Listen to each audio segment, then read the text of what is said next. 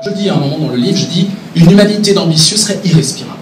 Pourquoi? Parce que l'ambitieux, c'est pas simplement la passion, j'accorde la vie à la passion. L'ambitieux, c'est un fou furieux qui va recycler tous les éléments de son existence pour servir sa passion. Il va avoir une femme pour ça, on l'a vu, hein, pour son ambition, il va avoir des enfants pour son ambition, il va faire un travail. Tout est recyclé. C'est terrible. C'est terrible. C'est ce que j'appelle le tourbillon de l'ambitieux. Les ambitieux ne sont pas des gens fréquentables.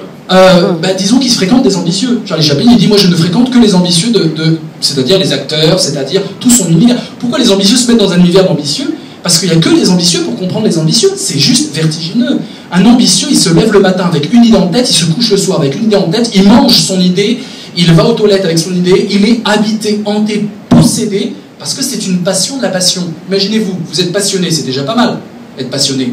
Arrêtez de manger, arrêtez de dormir, lire tout le temps. Mais vous êtes en plus passionné de votre passion, mais rien ne vous arrête. On ne peut plus freiner. Et c'est pour ça que l'ambitieux, au début, il peut choisir à peu près en fonction de sa vie, il peut choisir son destin, il peut choisir sa passion, il peut choisir son objet. Je suis un peu sartrien. Je crois à la liberté, mais initiale.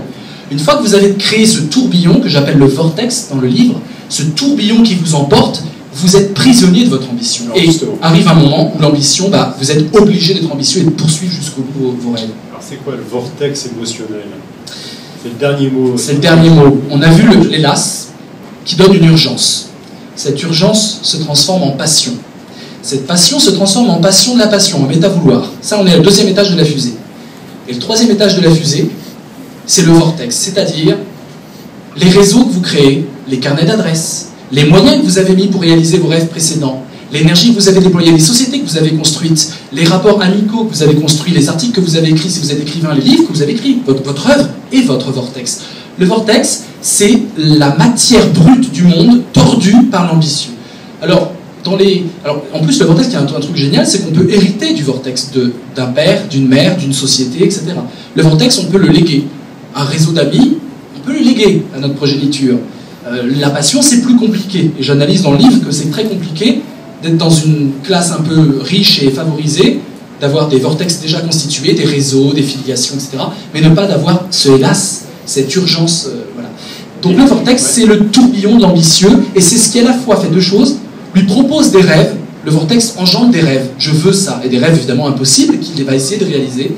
Et le vortex, c'est aussi concrètement la bataille pour avoir des moyens de son ambition, concrètement. Et dans ce vortex, dans ce tourbillon peut aussi entraîner les proches, l'entourage, c'est donc produit forcément des dommages collatéraux. Ça, vous en parlez assez peu, des dommages collatéraux autour des ambitions. Oui, j'en parle peu parce que je me focalise sur l'ambition, mais j'en parle quand même. Le vortex a tendance, en fait, je veux dire très simplement, à annexer tout autour, comme un tourbillon, comme un ouragan, un cyclone, annexer tout autour pour servir l'ambition. C'est même au-delà de l'égocentrisme. C'est parce qu'on annexe tout pour un rêve. C'est pas pour moi, c'est pas narcissique. C'est j'ai un rêve, est-ce que tu peux m'aider? Voilà. Mais ça, on le voit dans les vies. En fait, c'est un constat. Ça. J'ai observé la vie des ambitieux. La correspondance des ambitieux est magique. Parce que dans la correspondance, on voit avec qui ils dépensent de la sueur, de l'énergie à communiquer. C'est que des gens utiles, intéressants, ou des passions amoureuses pour un écrivain, c'est-à-dire encore quelque chose qu'il recycle, comme Balzac. Je crois que le plus beau livre de Balzac, c'est Les Lettres à l'étrangère. Et Les Lettres à l'étrangère, c'est la passion amoureuse qu'il avait pour Eve Hanska, une Ukrainienne perdue au fin fond de l'Europe.